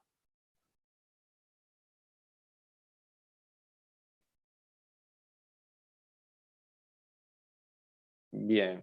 ¿Alguna duda con la diferencia de cambio? ¿No? Bien. Y ahora sí llegamos a los gastos indirectos. Acá ya terminamos de hacer todos los ajustes vinculados al ajustar el resultado contable. Ya sacamos nuestras rentas no grabadas. Ya determinamos un costo directo asociado a rentas no grabadas. Y ahora lo que vamos a determinar son los gastos indirectos. ¿Qué proporciones de los gastos vamos a asociar? No vamos a deducir, no lo vamos a descontar, porque las asociamos a obtener esta renta no grabada. Entonces, el primero que tenemos en los datos complementarios es que los activos generadores de renta no grabada, en promedio, sobre los activos totales, en promedio, representan el 40%. ¿Sí? ¿Y este dato qué es? Es el coeficiente de asociación de los gastos financieros. ¿Se acuerdan que los gastos financieros,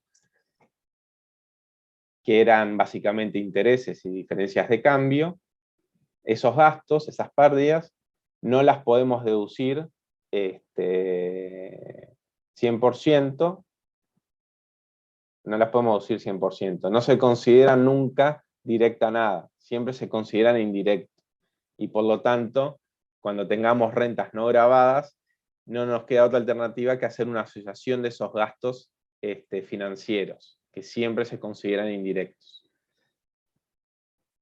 Ahora, nosotros lo que vamos a proporcionar son gastos financieros fiscales, o sea, aquellos gastos que estamos deduciendo fiscalmente.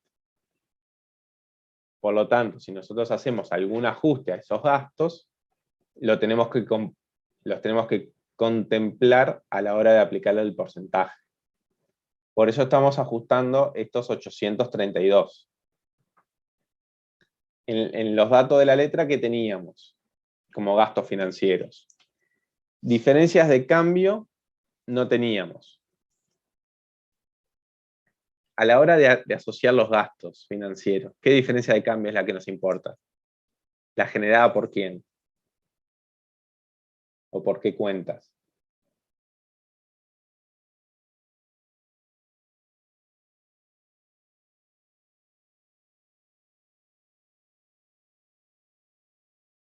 ¿Nadie se anima? ¿Se acuerdan qué eran? Nosotros hacíamos con la diferencia de cambio una distinción. Las generadas por activo se consideraban ganancias positivas o negativas, pero ganancias, y las generadas por pasivos se consideraban gastos, que pueden ser positivos o negativos, pero se consideraban gastos. Entonces nosotros siempre lo que considerábamos como gastos financieros era la diferencia de cambio generada por pasivos. Y esa es la que nosotros prorrateamos a la hora de ver qué porcentaje es deducible y qué porcentaje no.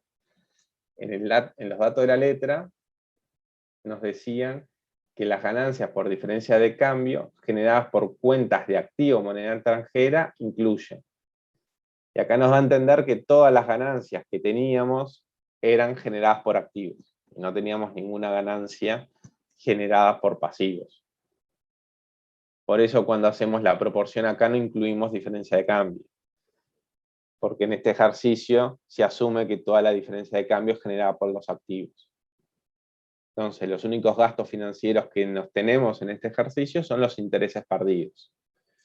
Si uno se fijaba en el estado de resultado que nos daban al inicio, teníamos intereses perdidos por 2.400 pesos. Ahora, nosotros habíamos hecho dos ajustes a los intereses perdidos. Habíamos ajustado los intereses perdidos con el accionista y habíamos ajustado los intereses por los avales, 312 y 520. La suma, 832. Entonces, nuestros intereses admitidos fiscalmente no son 2.400, son 1.568. En nuestro resultado fiscal solo tenemos pérdidas admitidas por 1.568. Y esas pérdidas son las que nosotros le aplicamos el porcentaje. En este caso, de los gastos financieros, el porcentaje siempre es por promedios de activos, generadores de renta no grabada, sobre promedios de activos totales. No podemos elegir otro, siempre es ese. Y se lo aplicamos a los gastos financieros que fiscalmente son admitidos. Entonces, este 40% por los 1.568 nos da que 627 pesos de esos intereses admitidos los tenemos que asociar a la obtención de rentas no gravadas. ¿Sí? Es decir, nosotros no podemos aplicar el 40% a los 2.400. Este 40% se aplica a los gastos fiscalmente admitidos, financieros fiscalmente admitidos. Si le aplicamos a los 2.400, le estamos errando. Tiene que ser sobre los 1.568. Y ahí nos da un ajuste de 627. ¿Alguna duda con esta asociación?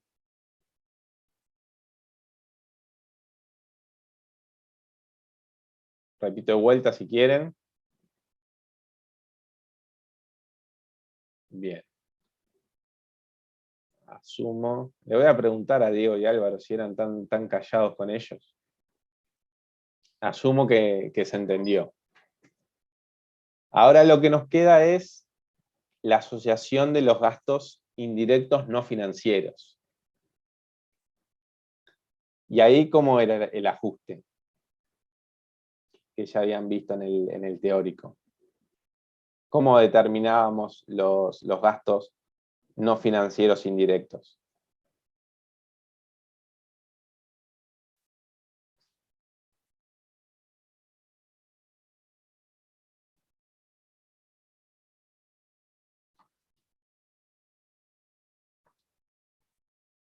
¿Nadie se anima?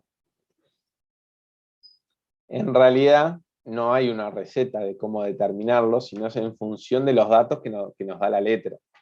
La letra a veces es más explícita y más detallada en determinar si ese gasto es directo o ese gasto es indirecto. En este caso no nos da ningún detalle a la hora de nosotros identificar qué se entiende por gasto indirecto o directo. Y por lo general en esos casos siempre lo que se toman son los gastos de administración, ¿no? Cuando no tenemos mayor dato, y bueno, el gasto de administración es el que vamos a considerar como indirecto a las rentas grabadas y no grabadas. Pero esto es en función de los datos que nos da la letra. O sea, no necesariamente siempre todos los gastos indirectos son los gastos de administración.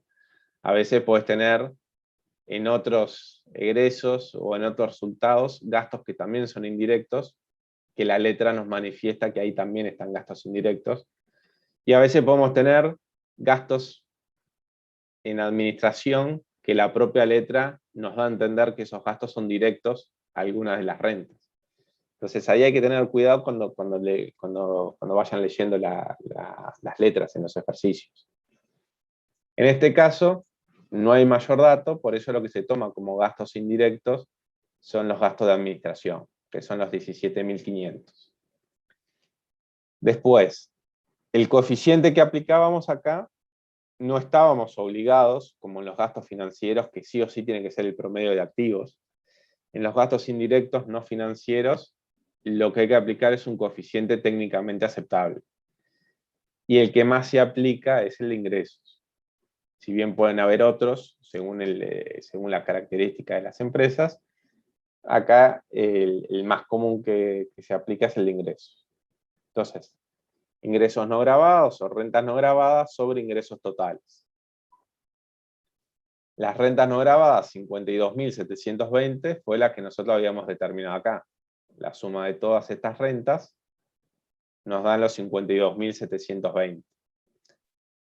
Ahora nosotros tenemos que determinar los ingresos fiscales. ¿Sí?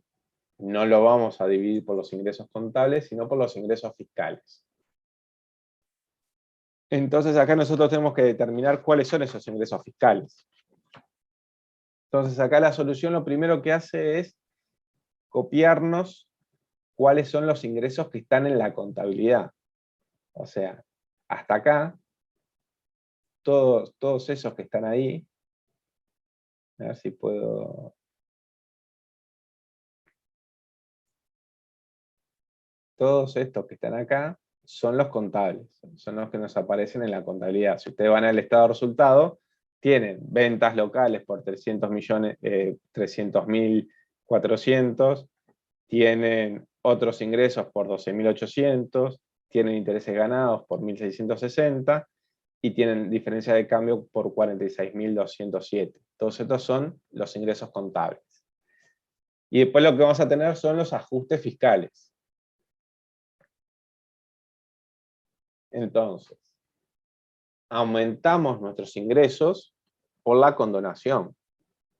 La condonación, como vimos, no la teníamos dentro del resultado contable, sino que estaba contabilizada en cuentas de patrimonio, en el resultado acumulado de ejercicios anteriores, y fiscalmente la estamos reconociendo como una ganancia de ahora.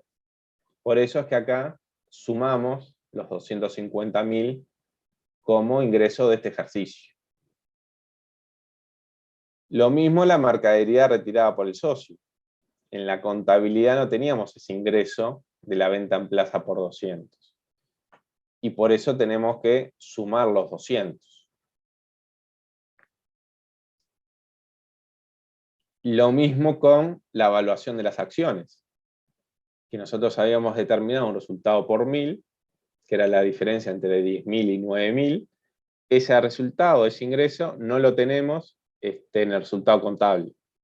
No estaban incluidos ninguno de estos rubros. Por lo tanto, también lo tenemos que sumar. La venta del inmueble a plazo. A ver, ¿quién me dice por qué sumamos 75.000 de la venta del inmueble a plazo?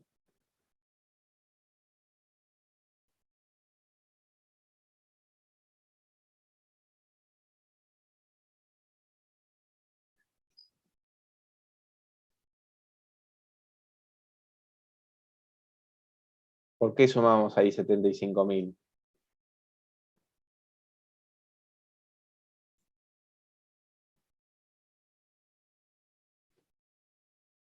Alguien que se anime, no hay problema en equivocarse, la idea es razonar juntos. ¿Qué teníamos en la contabilidad?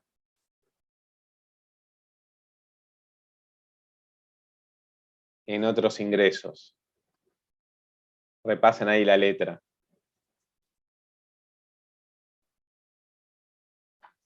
Yo les digo, por ejemplo, en el punto 3 nos decía, otros ingresos comprende. Y en el literal C nos decía que dentro de otros ingresos había 5.000 por resultado de venta de un inmueble de acuerdo a los siguientes datos. O sea que dentro de esos 12.000, dentro de estos 12.800, hay 5.000 por el resultado de la venta del inmueble. Resultado por la venta del inmueble. ¿Esos 5.000 es un ingreso o es un resultado?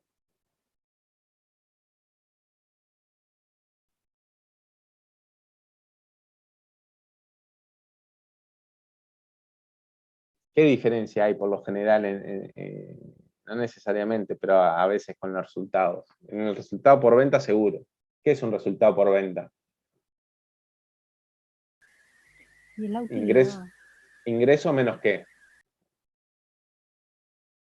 menos costo. Ingreso menos costos. Por lo tanto, esos 5.000 era la diferencia entre el ingreso de 80.000, que fue el precio de venta del inmueble, y el costo de 75.000. Es decir, que si yo quiero considerar acá los ingresos fiscales, lo que tengo que considerar son los 80.000, no el resultado por la venta, que son los 5.000. Yo lo que quiero es el precio de venta, considerarlo como ingreso. Por eso acá sumamos 75.000. Estos 75.000 más los 5.000 que están registrados acá en otros ingresos, es lo que nos suma un ingreso de 80.000. ¿Se ven? ¿Llegaron a ver ahí el porqué? Más allá de que no se haya pagado, porque fue en cuota. Más allá de que no se haya pagado. Y a ver, y ahí, ¿qué opciones podrías tener? Y es porque es por el criterio de lo desnado. Claro. No, pero está bueno el comentario que haces. Porque nosotros, en realidad, en esta liquidación, no estamos reconociendo fiscalmente el 100% de nuestro resultado fiscal, sino que parte del resultado fiscal lo diferimos para adelante. Pero si uno analiza y dice, bueno, pero los gastos asociados a esa venta, ¿cuándo los tuviste? ¿Cuándo los tuviste? Los gastos indirectos asociados. Y bueno, los tuviste en este ejercicio, digamos, el preocuparte, no sé, el contador, acá debe estar el sueldo del contador, supongamos, o no sé, o el encargado de ventas, el que generó los gastos para obtener ese ingreso, los tenemos incluidos en este ejercicio. Nosotros luego diferimos el resultado fiscal por la venta, pero los gastos están contabilizados en este ejercicio. Por eso tiene toda la lógica que cuando nosotros ponemos los ingresos fiscales, ponemos el 100% de los ingresos fiscales y no solo la parte, y no le restamos lo que diferimos para años anteriores, para años posteriores. Porque digamos, los gastos indirectos los estamos obteniendo en este ejercicio, que es lo que estamos prorrateando. ¿Se entendió esa explicación? Igual las empresas pueden tomar otro criterio para medir estos gastos indirectos, ¿no? Sí, cada empresa arma su coeficiente siempre y cuando sea técnicamente aceptable. Si es técnicamente aceptable, bien, lo puede tomar y luego no lo puede cambiar. Tiene que seguir con el mismo criterio. Pero esa es la explicación de los 75.000. O sea, en sí 75.000 lo sumamos para que sumando los 5.000 que están incluidos acá adentro, nos quede nuestro precio de venta, que es realmente nuestro ingreso, de 80.000. Y después el ajuste de la diferencia de cambio. O sea que fiscalmente no tenemos 40.207, sino que teníamos 985.000 más, 985 más de diferencia de cambio. Ahí tenemos el 100% de nuestros ingresos fiscales, renta no gravada sobre los ingresos fiscales totales, nos da un coeficiente de 0,0766, que multiplicado por los GAP, nos da un ajuste de 1.340 de alta de gastos, ¿no? Entonces acá terminamos dando de alta estos gastos, o sea, no los deducimos. Tenemos renta no gravada por 52.720 y no terminamos deduciendo estos gastos, ¿sí? Entonces salimos ganando porque tenemos más renta no gravada. Bien. Nos quedan las pérdidas fiscales y un poco más, y unas preguntas que hay sobre el final, pero como ya estamos en hora y no nos va a dar para ver todas las pérdidas fiscales, lo vamos dejando para el viernes. No sé si alguien tiene alguna pregunta que le haya quedado en el tintero sobre lo que vimos hasta ahora de la práctica. Si quiera preguntar para sacarse la duda. ¿No? Bien. Si no hay dudas, entonces, seguimos con la práctica el viernes. ¿Sí? Bueno, gracias. Bueno, muy bien. Hasta luego.